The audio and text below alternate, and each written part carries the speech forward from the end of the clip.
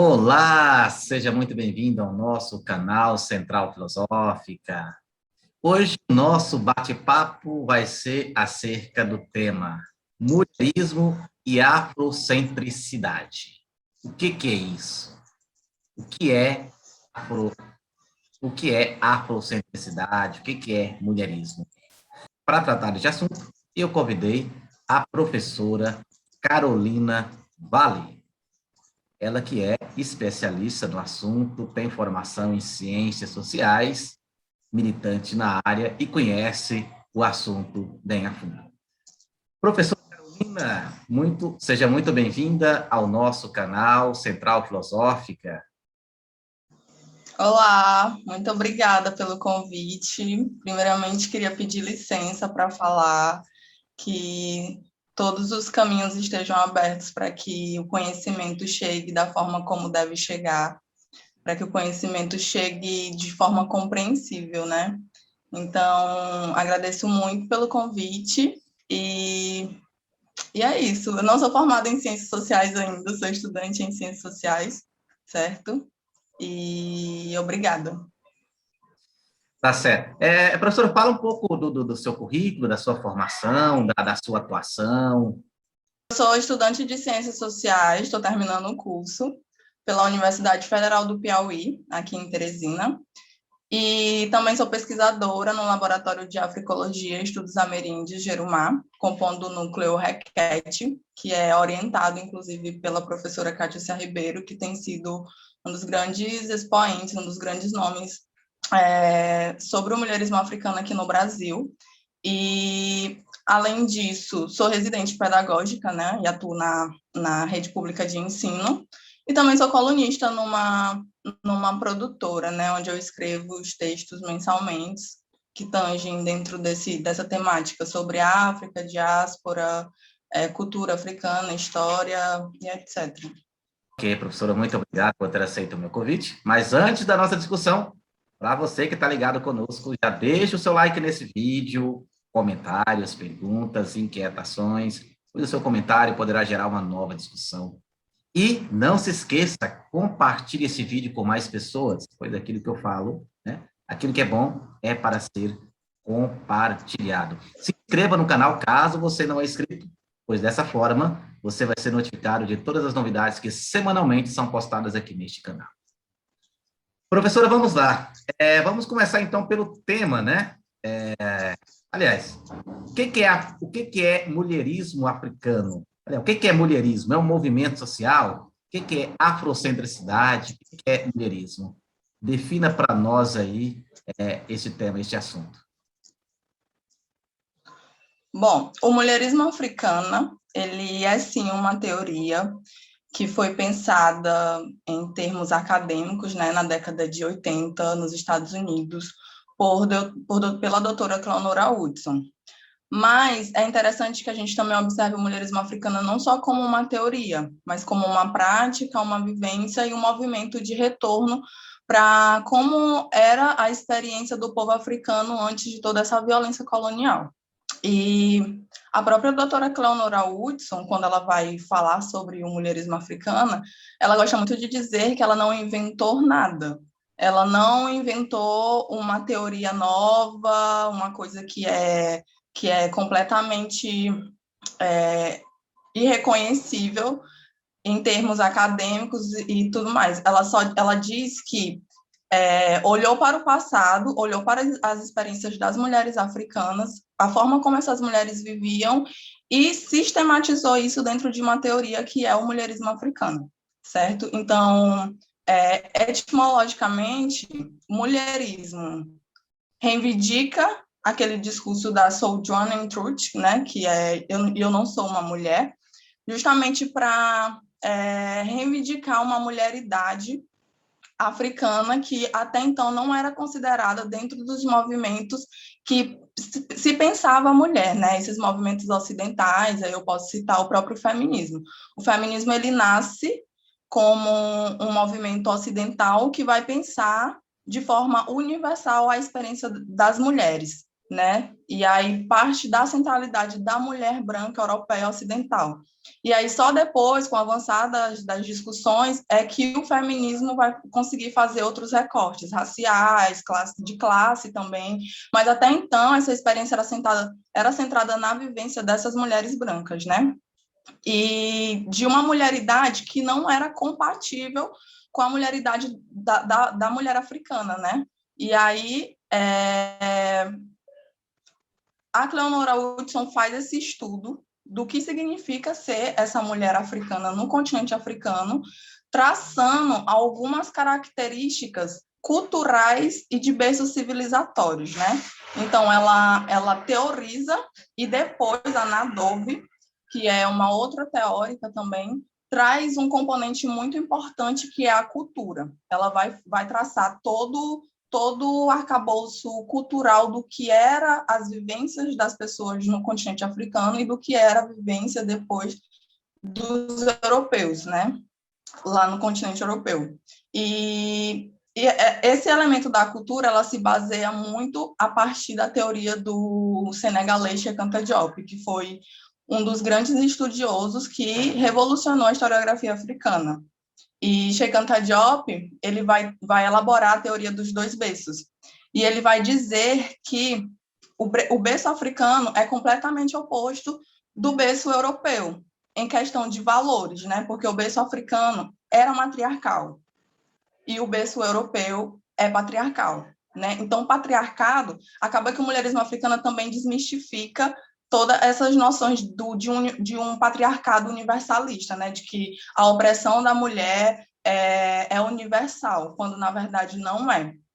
Né? O patriarcado ele surge na Europa por conta de todos os movimentos de migração do humano que sai da África e depois se centra na figura desse homem.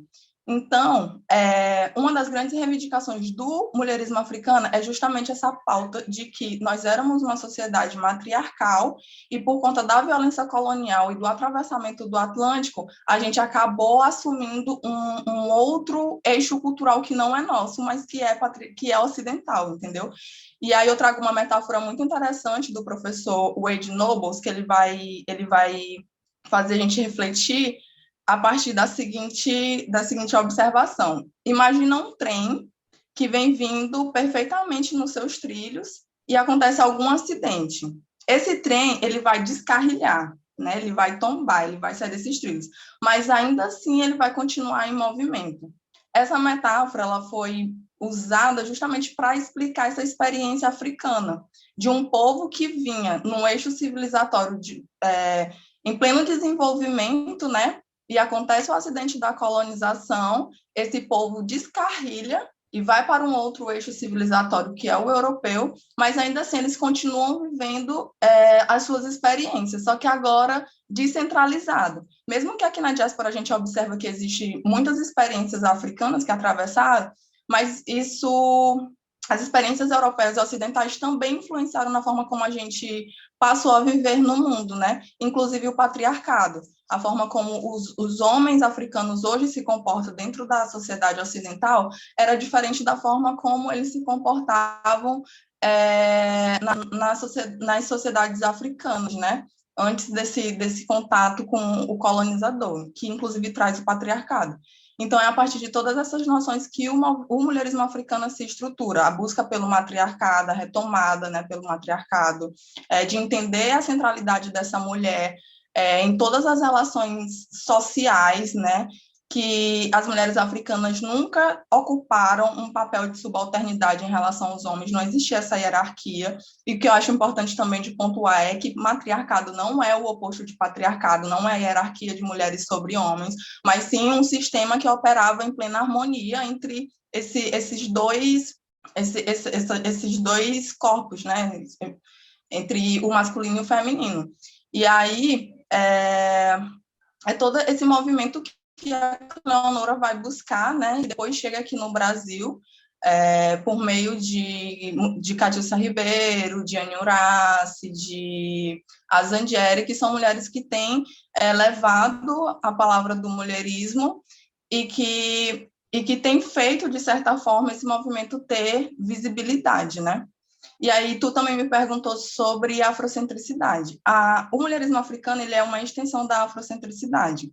A afrocentricidade é um paradigma teórico também, cunhado sistematizado pelo professor Dr. Molefi Kete-Ashanti, nos Estados Unidos, na década de 80 também. Então, dá para perceber que nesse contexto, né, da década de 80, efervesceu muito esses movimentos da retomada de uma centralidade africana, né, de estudos, a própria criação de núcleos africanos que estudassem a África a partir de uma perspectiva africana. Então, a afrocentricidade eu falava que o mulherismo africano é uma extensão da afrocentricidade, né? E a afrocentricidade é uma teoria que foi elaborada também na década de 80 pelo professor Dr. Molefi Kete-Ashanti, que hoje é o professor da Universidade de Temple e que levantou um dos principais núcleos de estudos africanos, né? Que enfim, o próprio núcleo, o próprio laboratório de africologia Gerumar vai para lá apresentar trabalhos e tem essa conexão, né, Estados Unidos-Brasil, a partir desses núcleos de pesquisa. E a afrocentricidade, ela vai apontar um problema muito grande, que é, a partir dessa violência colonial, como os africanos passaram a viver à margem da experiência europeia. Como que foi instaurado uma hegemonia, que é ocidental, né? Eu falo europeia, mas o Ocidente ele é compreendido como os Estados Unidos e a Europa, né? Esse Estados Unidos como um filho pródigo da Inglaterra e tal. E aí, a afrocentricidade propõe a retomada dos trilhos, né? Desse trilho que a gente estava falando, né? Que a gente tá descarrilhado. Então, a afrocentricidade propõe a retomada dos africanos para esse eixo civilizatório. Então, ele vai trabalhar justamente a ideia de lugar, que lugar nós estamos ocupando dentro das teorias, dentro de tudo o que é elaborado, se é de centralidade ou se é de periferia. E aí o mulherismo africano, que parte da afrocentricidade, questiona justamente isso, porque quando o movimento feminista nasce, quem é central é a experiência das mulheres brancas. E as mulheres negras estão na periferia dessa experiência das mulheres brancas, né? Então, quando o mulherismo surge, ele surge justamente para recuperar a centralidade dessa mulher africana, né? Tanto que o mulherismo africano não se propõe universal, ele é único exclusivamente para pensar a experiência de mulheres africanas do continente e da diáspora. Não se propõe universal, até porque sabe que não vai dar conta da demanda de outras mulheres e de outro povo, sabe? Então, é bem consciente a forma que eles têm tido. Sim, sim. Então, aí um ponto que eu até ia conversar contigo, né? Porque, veja bem, você vai falando, eu estou tentando relacionar, né? Feminismo e o mulherismo. O mulherismo é um movimento próprio da África, né? Que parece que as mulheres de lá já vêm de uma condição de inclusão natural, ou seja, elas não são excluídas, né? Da vida em sociedade, né? Por causa do matriarcado, né? Ou seja, elas vêm das experiências de matriarcado. Enquanto que por aqui, no Ocidente, o feminismo tenta essa inclusão, né? Não deveria o mulherismo servir de inspiração, ali ser algo, um movimento que daria uma força, uma forma de ilustrar para as mulheres brancas ocidentais, né, que é possível o matriarcado, porque lá na África isso existe e é real. Não dá para fazer uma relação entre ambos? Entende? Como que esses dois movimentos não poderiam correlacionarem? Uhum. Não existe correlação. Essa é a grande questão, né? Porque as pessoas sempre pontuam essa questão do feminismo, ou até mesmo do feminismo negro com o mulherismo. Não existe correlação, porque as demandas são completamente diferentes. E por que que o mulherismo ele não pode servir de inspiração para essas mulheres brancas? Porque a luta delas dentro do movimento feminista é muito legítima, entendeu? Porque ela parte desse sistema e a única questão que essa mulher precisa para estar a par de igualdade do homem branco, que é a grande hegemonia, é a questão de gênero. Então, ela só precisa alcançar isso para estar aqui no topo. entendeu? Por isso que a questão é muito o gênero. E aí é um outro ponto do mulherismo africano. O mulherismo africano não é centrado no gênero, não pauta o gênero. O mulherismo africano pauta a raça. E por isso que o mulherismo africano é uma proposta política de povo, entendeu? Não tem como eu avançar enquanto mulher preta se o meu irmão não vem comigo, se o meu pai não vem comigo, se meu avô não vem comigo, se os meus tios não vêm comigo. Isso não faz sentido, entendeu? Porque por mais que eu consiga atravessar a barreira do gênero, mais na frente vai ter a barreira da raça que vai me atravessar. Então, por isso que o mulherismo não tem nada para ensinar para o feminismo e para as mulheres brancas, porque a luta delas é legítima dentro do sistema que proporciona ela.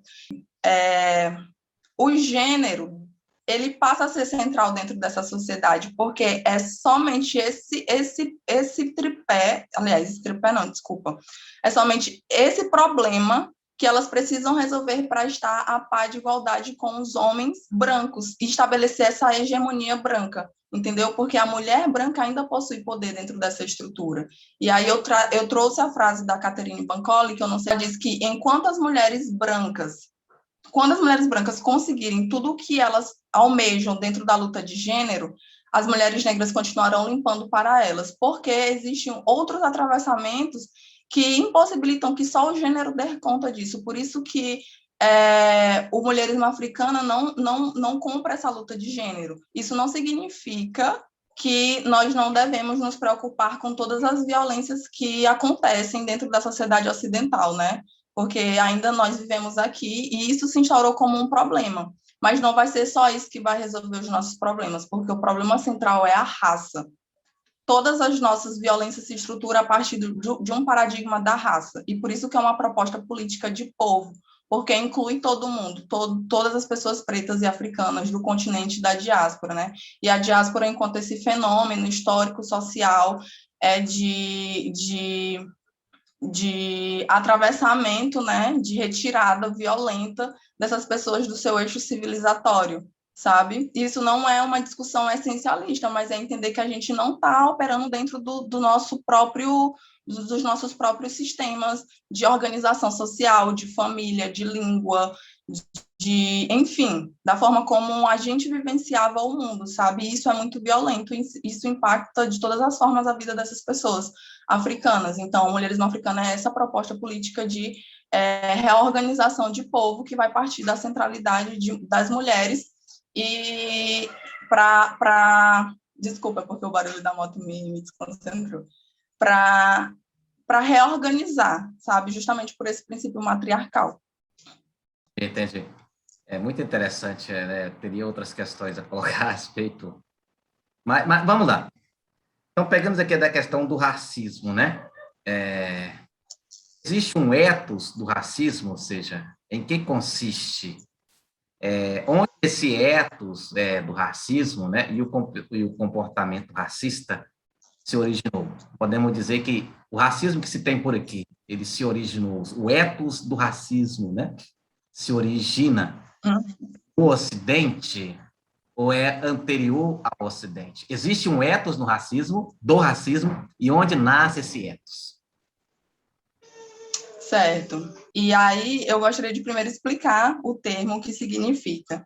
E ethos não é nada mais, nada menos do que o conjunto de costumes, de hábitos e crenças característicos de uma determinada sociedade, certo? Então, quando tu me pergunta se existe o ethos do racismo, eu acho que seria muito mais interessante a gente inverter o racismo sendo o ethos de uma sociedade, o racismo sendo um valor, uma crença, né, de uma sociedade. Porque o racismo, antes de tudo, ele é uma ideia que orienta a ação de outras pessoas, uma ideia que diz que existe um grupo que, por conta da cor da pele, é superior, é digno de humanidade, é digno de todas as coisas boas, do que é belo, do que é bom.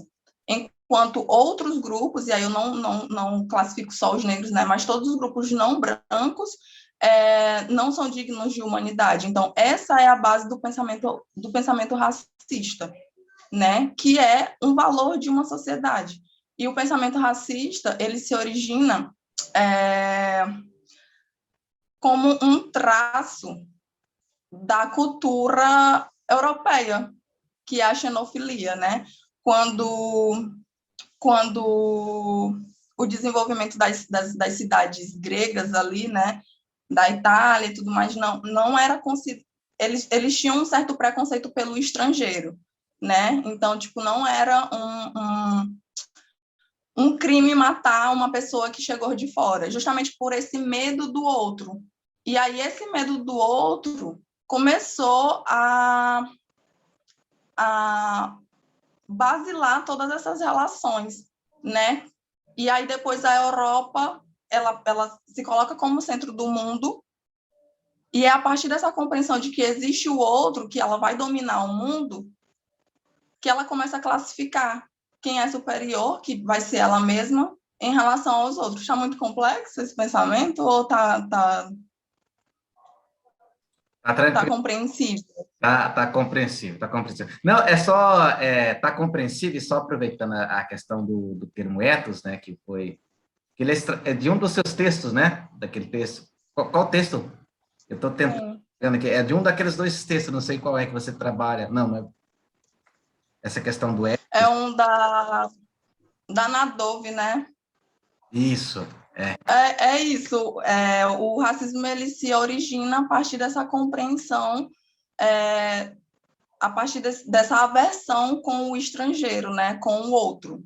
Diferente de culturas matriarcais, onde a xenofilia era um traço característico, por isso que poderiam chegar outras civilizações e essas outras pessoas de outros grupos, e essas pessoas elas seriam acolhidas, tanto que hoje a gente já sabe que o pensamento ocidental, a filosofia ocidental, muitos dos estudiosos que hoje são considerados clássicos foram estudar, por exemplo, no Kemet, né, que é o Antigo Egito. E o Kemet era uma sociedade iniciática, então todas as pessoas que quisessem ir para lá estudar nas grandes peranques, né, elas poderiam, porque aquele conhecimento ele era compartilhado. Isso é um traço de uma característica xenofílica, que é o estrangeiro ele é aceito, diferente do que acontecia nas culturas europeias, onde a xenofobia foi um traço característico muito marcante, assim, que fez com que criasse essa relação com o outro, né, de diferenciação e de hierarquias. certo. Tá. Veja, uma outra questão que se desenvolveu aqui na Europa, no mundo hoje, praticamente, mas ela é um outro fenômeno que é muito mais forte, né, aqui no Ocidente, né, não aqui na Europa, aqui na Europa, aqui no Ocidente, que é o capitalismo, né? Existe uma relação do racismo com o capitalismo? Sim, existe. Inclusive, essa ideia até contraria um pouco as bases marxistas, né? Mas existe uma relação, inclusive, de que uma relação muito forte que, inclusive, o capitalismo ele surge do racismo, né? Aliás, o racismo é uma base para o surgimento do capitalismo, né? Para o desenvolvimento do capitalismo, porque essa ideologia racista ela definiu a natureza dos termos desse desenvolvimento, né? E fez com que se criasse também essas outras classificações, essas outras hierarquias, né? E é isso. Existe sim uma relação muito forte. Então, voltando a essa questão da Europa na África, né? A Europa na África. Podemos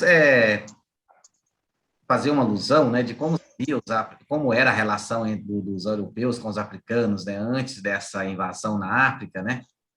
E os efeitos dessa invasão dos europeus no território africano, né, na cultura africana, enfim, a invasão da Europa na África, né?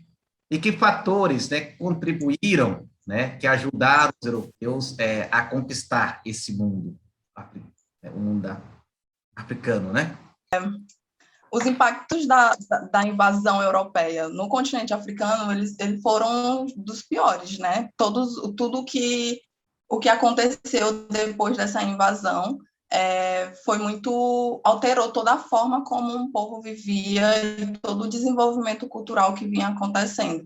Não completamente, com certeza, porque ainda hoje a gente vive sob princípios africanos, mas a Europa, ela introduziu muitos valores delas dentro dessas culturas, né? Tanto que, inclusive, hoje o patriarcado é muito presente no continente africano. Não como algo que se originou lá, mas como algo que foi trazido, né? E aí eu trago até um pensamento da nigeriana, socióloga nigeriana de origem iorubá, Oyeronke Oyeyemi, que inclusive eu vou dar um curso junto com o meu irmão, João Lucas, que já passou por aqui, né, nos últimos vídeos falando sobre quilombismo, panafricanismo. A gente vai dar um curso sobre o pensamento de Oyeronke Oyeyemi, e ela vai falar sobre essa questão do gênero, né, na sociedade Oyo-Yorubá, que o gênero não era uma questão presente para os iorubais, não existia. Eles se organizavam a partir de outro princípio, que era a senioridade. Então, tudo girava em torno de quem era mais velho, de quem era mais novo. Né? E ela faz todo um estudo muito interessante, só que é o estudo da sociedade Oyo-Yorubá pré-colonial, porque hoje essa sociedade ela já foi impactada com o patriarcado, inclusive as relações de gênero foram alteradas. Na verdade, não foram alteradas, o gênero chegou, porque o gênero não existia. E aí, é dessa forma que eu analiso assim, o impacto da Europa no continente africano, completamente negativo, foi completamente desumanizador e alterou completamente a forma como um povo se via, como um povo se ouvia, como um povo compreendia, né, sua percepção de mundo.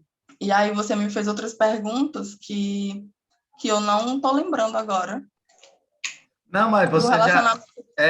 como que os europeus se relacionavam, né, com os africanos antes dessa invasão, né, e o que motivou, não só o que motivou, mas, claro, o que motivou era a exploração, né, explorar da força das riquezas, né, mas algo favoreceu, né, essa entrada dos europeus, né, em relação aos africanos. Sim. Bom, acho que o princípio que favoreceu essa entrada, essa invasão, é a violência, né? A partir da violência e a escravização desses povos foi que foi possível essa instauração dessa Europa dentro da África. Muito bem, eu conversei aqui com a professora Carolina Vale, né, a respeito do mulherismo e afrocentricidade, né?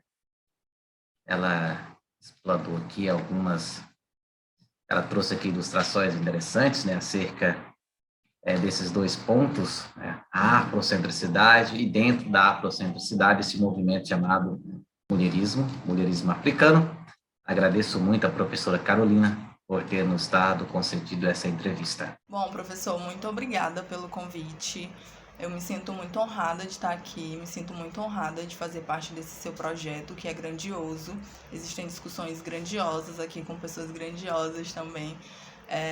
Essa é uma ferramenta muito importante, o YouTube tem sido uma ferramenta muito importante para a democratização do conhecimento, principalmente do conhecimento filosófico, que é muito centrado na academia e que faz com que outras pessoas que não estão dentro da academia não se vejam pertencentes na construção desse conhecimento, quando na verdade são. Todos nós estamos construindo filosofias de todas as formas, não só dessa filosofia centralizada, academizada, né, ocidentalizada, europeizada. Então, muito obrigada pela oportunidade de trazer uma outra possibilidade de pensar, né, uma forma de organização política do povo africano, que é o mulherismo africano. Espero ter sido óbvia nas minhas colocações, nas minhas palavras, e qualquer dúvida pode me procurar nas redes sociais, que é Carolina Vale, ou me mandar um e-mail, que é Carolina Vale Souza com S, tudo junto, @gmail.com, que a gente faz algum contato, as pessoas que assistirem esse vídeo e se interessar de alguma forma por algum material, ou para trocar realmente ideia. Eu estou super disposta. Então, muito obrigada. Vida longa ao seu projeto, vida longa ao seu canal. E é isso. Muito obrigado, professora. E para você que nos acompanhou até aqui, caso tenha se esquecido, deixe o seu like nesse vídeo, compartilhe-o com mais pessoas, pois dessa forma você vai estar fazendo com que aquilo que você agradou, aquilo que você aprovou, chegue a mais pessoas. Um abraço, nos veremos no nosso próximo vídeo.